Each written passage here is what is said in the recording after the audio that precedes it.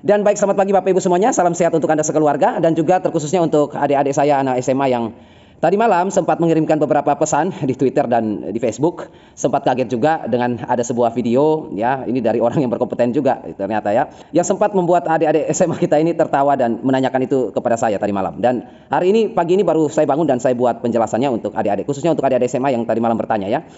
Ya jangan diketawain seperti itu biasa aja. Jadi perlu kita perbaiki saja, tapi jangan diketawain juga. Dia lebih tua dari adik-adik semua dan harus dihormati dan dihargai. Seperti itu ya, Bapak penyuluh pertanyaan itu. Jadi gini Bapak Ibu, di dalam video itu yang ditanyakan oleh adik-adik SMA kita ini adalah argumen atau pernyataan yang mengatakan bahwa asam asetat itu adalah cuka dan kemudian alkohol itu sama dengan etanol.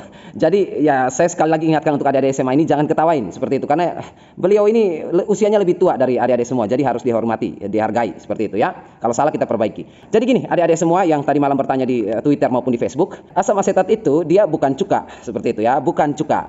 Cuka itu adalah produk atau bahan jadi ya, bahan kimia jadi yang memang mengandung asam asetat. Tetapi cuka itu tidak bisa kita katakan asam asetat, tidak bisa. Karena dia hanya bahan pelengkap di dalam pembuatan cuka itu.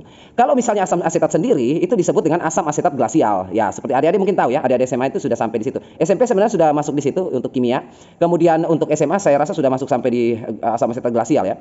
Asam asetat glasial itu ya asam asetat yang dimaksud seperti itu. Jadi kalau mau bilang asam asetat itu apakah sama dengan asam asetat glasial? Ya, asam asetat glasial itu adalah pekatan inti dari asam asetat itu sendiri. Jadi asam asetat murni disebut asam asetat glasial. Jadi kalau ada pernyataan yang mengatakan bahwa asam asetat apakah sama dengan asam asetat glasial? Ya, itu betul. Tetapi kalau asam asetat apakah sama dengan cuka? Itu keliru. Seperti itu keliru. Karena cuka itu, asam asetat yang terdapat dalam cuka biasanya untuk grade food ya, untuk konsumsi, itu biasanya sampai 20 sampai 23% saja asam asetat yang ada dalam cuka untuk kita konsumsi. Cuka meja lah istilahnya seperti itu ya, yang kita pakai di dapur untuk dikonsumsi. Seperti itu. Maupun cuka yang digunakan untuk pembersih pakaian dan bahan industri lainnya. Cuka itu ya ada asam asetatnya, tetapi asam asetatnya tidak lebih dari 20-30%. Dia sekitar 20-23% asam asetat. Sisanya ya bahan-bahan yang lain. Kemudian seluruh bahan-bahan itu digabungkan disebutlah cuka. Jadi cuka itu tidak bisa kita sebut asam asetat. Nah, kalau adik-adik dengar istilah bahwa asam asetat glasial, ya berarti itu betul asam asetat. Tapi kalau cuka asam asetat enggak ya, seperti itu.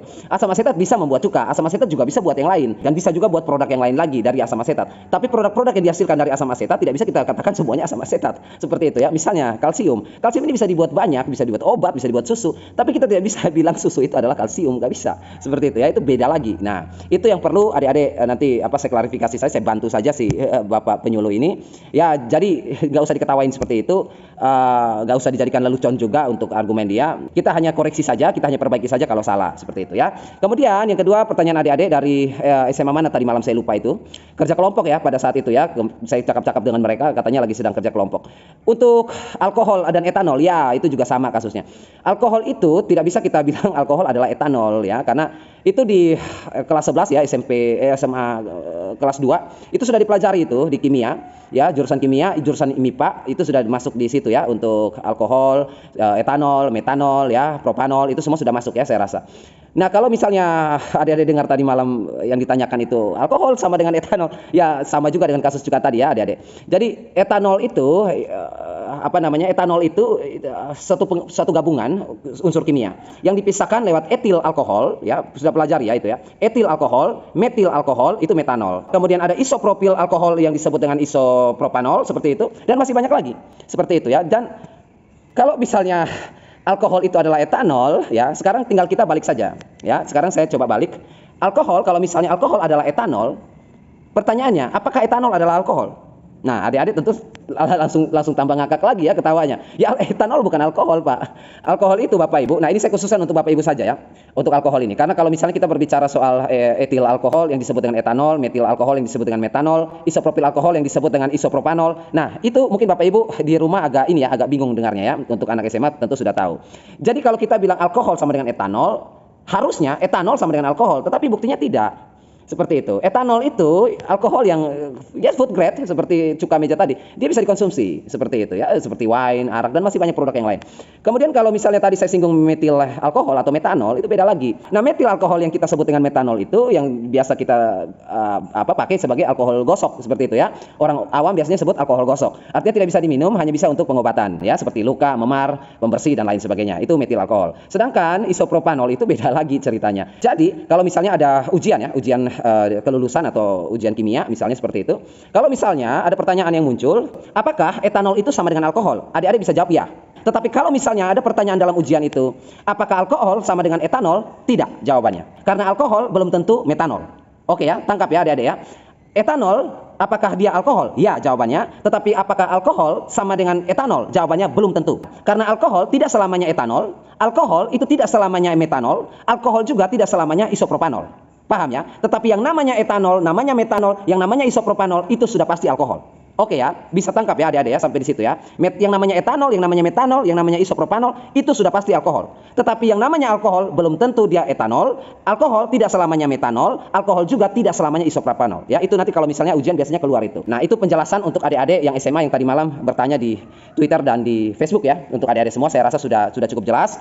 Jadi ya hanya kita koreksi saja seperti itu, tidak perlu ditertawakan wah kakak seperti itu, nggak perlu ya. Kita hanya perlu perbaiki saja. Kemudian ini adik-adik sudah bisa mengakhiri video ini karena saya akan lanjut ke bapak-bapak dan ibu-ibu para petani Indonesia yang mau kita belajar bersama. Kalau adik-adik mau belajar juga monggo silakan ya.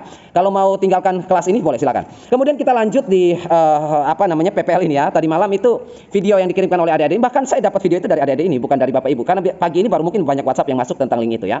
Nah, saya sudah lihat tadi malam. Kemudian gini Bapak Ibu, ini untuk Bapak Ibu semua ya. Di situ pertanyaan yang kita sampaikan atau kita ajukan itu tidak dijawab sebenarnya. Pertanyaan pertama kan tidak dijawab. Pertanyaan yang saya tanyakan itu adalah apakah bisa bakteri Lactobacillus sp dan jamur Saccharomyces sp itu apakah bisa mengurai bahan organik menjadi unsur NPK? Itu kan yang saya tanyakan, poin nomor 1 itu. Tetapi tidak dijawab juga kan? Bapak Ibu bisa lihat video itu dan saya sudah ingatkan untuk penontonnya ya, untuk tolong diingatkan untuk jangan melenceng kemana-mana pada penjelasan itu. Mau disengaja atau tidak disengaja melencengnya sehingga tidak kabur, sehingga tidak menghindari dari pertanyaan itu. Saya nggak tahu, tapi tolong diingatkan agar fokus pada pertanyaan seperti itu. Kita ini akan orang akademisi, orang pendidikan, kita diberi waktu 120 menit untuk menyelesaikan 60 soal seperti itu ya. Dan kalau kita melenceng kemana-mana, begitu akhir waktu ujian kita tidak bisa mengerjakan semuanya karena kita harus fokus dengan waktu yang ada untuk menyelesaikan pertanyaan. Dan itu harusnya diterapkan dalam kehidupan sehari-hari Bapak PPL ya. Pertanyaan saya nomor 1 saya ulangi, apakah bakteri Lactobacillus sp dan jamur Saccharomyces sp itu apakah bisa merombak bahan organik menjadi NPK? Itu pertanyaan saya dan tolong dijawab nanti ya. Kemudian yang kedua itu kan saya bertanya kepada Bapak PPL ini, kalau kita bikin POC itu kan fermentasinya ditutup ya, anaerob ya, ditutup rapat. Nah, kalau kita bikin kompos kenapa dibuka? Kenapa nggak ditutup rapat juga?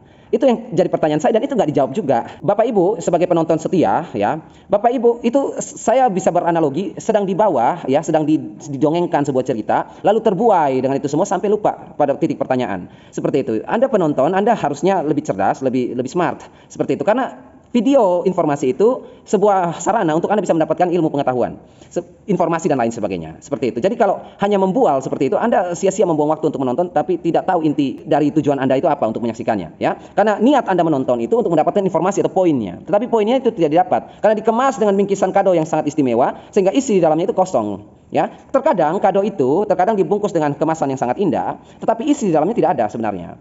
Dan itu akan dianggap dielulukan dan akan dianggap sangat baik ketimbang kado yang dibungkus dengan kertas koran tetapi ada isinya.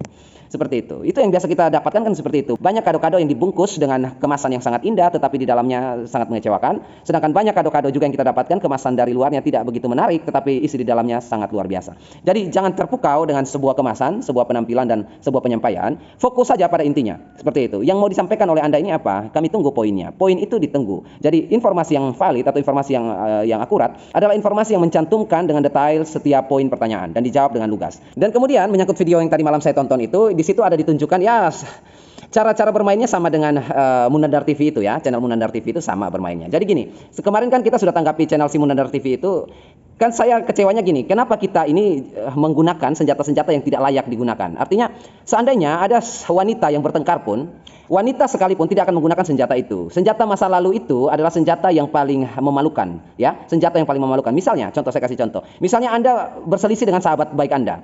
Ya, namanya kita bersahabat pasti ada perselisihan. Tiba-tiba Anda mengungkit masa lalunya. Seperti itu. Kamu kan dulu gini-gini. Pengungkitan masa lalu itu profesi. Masa lalu itu kalau kita ungkit, itu merupakan sesuatu hal yang memalukan. Memalukan bukan si orang yang diungkit masa lalunya, bukan, tetapi orang yang mengungkit. Seperti itu. Karena dia dianggap tidak berkompeten dan tidak memiliki senjata pamungkas lagi. Sampai-sampai abu debu tanah pun dipakai sebagai senjata. Seperti itu. Sedangkan kita mengharapkan senjata yang spektakuler, senjata yang fenomenal, senjata yang luar biasa kan, yang berteknologi tinggi. Tetapi yang dipakai cuma abu tanah seperti itu, dan itu memalukan untuk senjata seperti itu. Sama seperti Munandar TV itu kan dia juga sama, dia memakai senjata masa lalu. Bapak Ibu, orang kalau sudah tidak punya senjata lagi, dia akan menggunakan senjata kotor, senjata memalukan. Dan perlu dicatat, video yang ditampilkan itu ada video beberapa tahun yang lalu yang referensinya saya dapat dari si penyuluh pertanian lapangan itu. Dia yang berkoar-koar bilang difermentasi seperti ini, jadi saya sampaikan apa yang dia sampaikan. Kalau Bapak Ibu hubungkan tahun yang saya buat itu dengan tahun dia buat video itu sinkron. Seperti itu. Karena apa? Karena dulu saya masih lugu. Teman-teman yang lain mengatakan, Bapak, informasi sekarang kok berbeda dengan informasi yang dulu. Dulu Bapak bikin informasi kok berbeda dengan yang sekarang. Kenapa video-video itu tidak dihapus? Saya bilang jangan dihapus. Buat apa kita hapus buruk-buruknya kita? Buat apa? Itu namanya proses. Kalau orang paham, orang pintar, dia lihat track record itu, dia akan lihat itu proses. Ajang sebuah proses. Bapak Ibu pernah tahu ya podcastnya Deddy Kobuser? Ya, podcast Deddy Kobuser itu adalah YouTuber dengan penghasilan terbesar di Indonesia. Bahkan di Asia Tenggara pun dia masih termasuk penghasilan terbesar sebagai YouTuber. Podcastnya dia. Bapak Ibu, penghasilannya itu bisa miliaran per bulan. Ya, Deddy Kobuser itu dalam podcastnya. Bapak Ibu kalau buka video 4-5 tahun, 6-7 tahun yang lalu dari channel Deddy Kobuser itu, podcast itu, Bapak Ibu akan lihat dia sedang bermain dengan anaknya itu, si Aska itu masih kecil, bermain pedang-pedangan. Sekonyol itu kalau kita melihatnya. Tetapi Bapak Ibu, di situ kenapa dia tidak hapus video dia itu? Yang tidak ada informasi ilmunya sama sekali, cuma bermain pedang-pedangan dengan anak-anaknya, seperti itu. Itu tidak masuk dalam kategori informasi. Seperti yang disampaikan sekarang dalam podcastnya itu full dan isinya semua adalah informasi, ya. Terus kita akan bertanya, Pak, kenapa dulu videonya gini? Kenapa ini videonya gambarnya juga masih blur, kenapa tidak dihapus saja? Jadi channel YouTube Deddy Kobuser Podcast itu hanya Deddy Kobuser yang sudah profesional. Dia bilang saya tidak mau hapus. Kenapa tidak mau hapus? Biar Anda yang menonton video saya, Anda tahu sepak terjang saya, jatuh bangun saya, itu proses. Dan orang sukses saya menghargai proses. Orang yang akan hancur dengan secara tiba-tiba, dengan sekejap dia akan hancur ketika orang itu tidak menganggap proses dan tidak tahu menghargai sebuah proses. Seperti itu. Sedangkan sebaliknya, orang yang akan besar, orang yang akan sukses adalah orang yang menghargai proses. Karena dalam tahapan-tahapan proses itu, orang tersebut belajar. Semakin baik, dan semakin baik. Nah, sekarang sudah mulai ada indikasinya. Si ikan besar ini sudah mulai runtuh perlahan-lahan. Saya kasih waktu 2 tahun, Bapak Ibu. Kita lihat nanti 2 tahun. Ya. Orang yang menghargai proses, bagaimana hasilnya?